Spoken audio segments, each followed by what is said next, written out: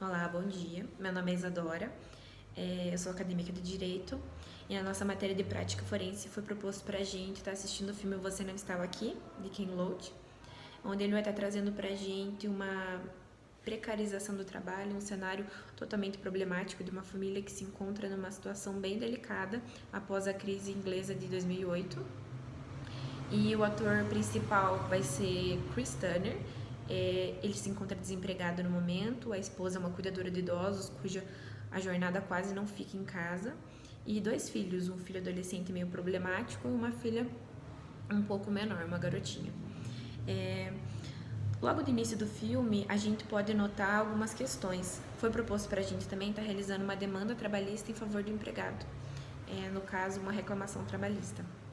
Logo no início do filme, a gente pode ver que o Chris está conversando com o supervisor de uma empresa, onde ele vai estar optando por um trabalho informal, um motorista franqueado, onde ele vai estar fazendo algumas entregas e encomendas, e a empresa se chama Parcels Delivery Fast.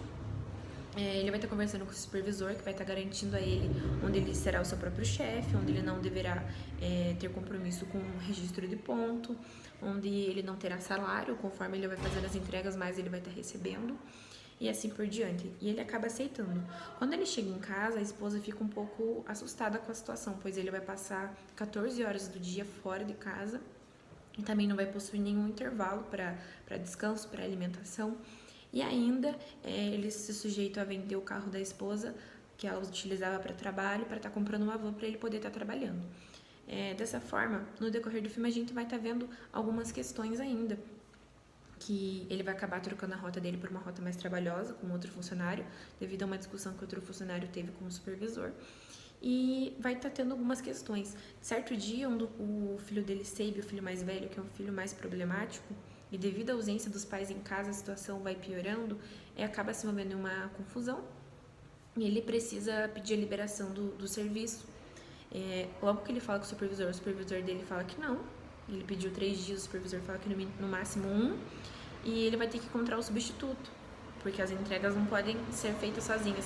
E quando ele fala que é uma questão em um assunto familiar, o próprio supervisor fala: eu não sou psicólogo. Fala assim pra ele, né? Tipo, se vira. E ele acaba se sujeitando a uma multa de 100 libras e ainda uma anotação para que ele consiga esse dia livre.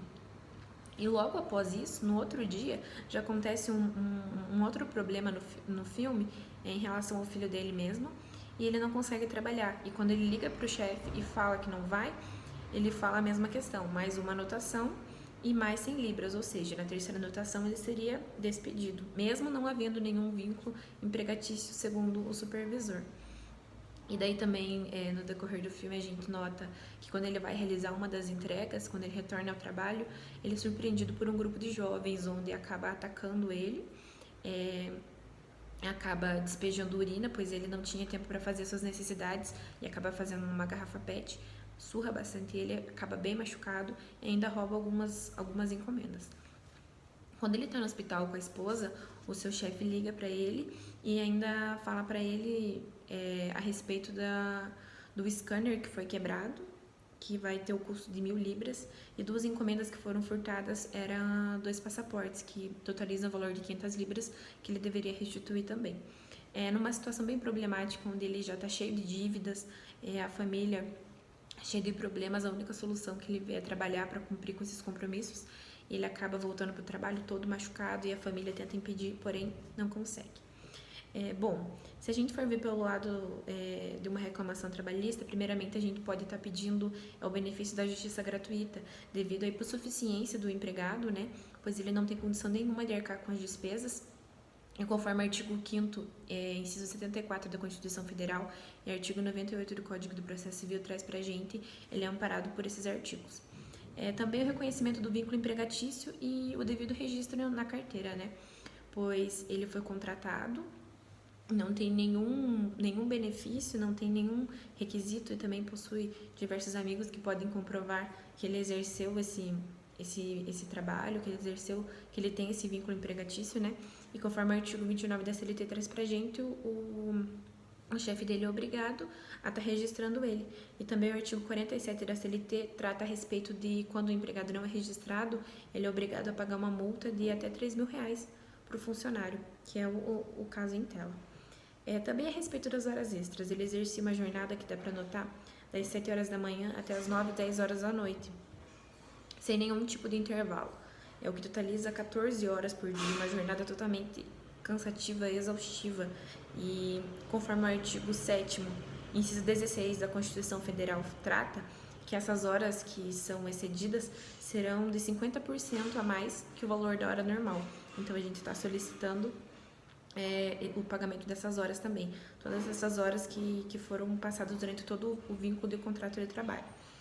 A respeito do intervalo entre a jornada, como eu acabei de falar, ele não havia nenhum tempo para estar fazendo um descanso para almoço, uma pausa para alimentação, para descanso.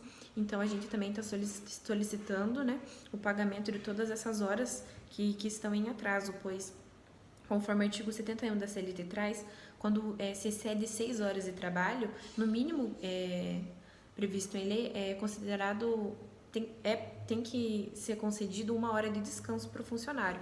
E a gente nota que ele não tinha tempo para isso. Também conforme a Lei 4.090 de 62 traz, a respeito do 13º, né, todo esse retroativo que ficou para trás, ele não recebeu nem o proporcional, não recebeu nem no fim do ano, e isso é bem importante para que seja pago.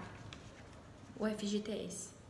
Bom, o FGTS também a gente vai estar solicitando, né, porque desde que ele começou a trabalhar não foi feito nenhum dos depósitos, e também a gente pede a concessão da multa de 40%. Bom, as férias e mais 1/3, né?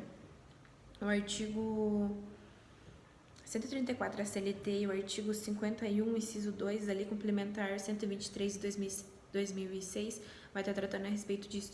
Quando há um atraso nas férias, ela deve ser paga as férias normais e mais o dobro acrescido do terço constitucional, né? E também, como ele não foi dispensado por justa causa, a gente pede a concessão do aviso indenizado.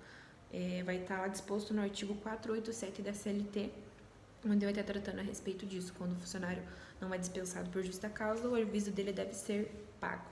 Diante de tantos pedidos, a gente pede a procedência de todos, né? Pois o empregado vem sendo lesado durante todo esse período de tempo, onde mais possui dívidas no emprego do que recebe algum benefício, né? O filme traz essa problemática pra gente, e a gente pode pensar que em muitas famílias e até aqui no Brasil mesmo, muitas vezes acontece isso, da família se sujeitar a esse tipo de situação, pois não tem nenhum outro meio para conseguir sobreviver. Bom, é isso, muito obrigada.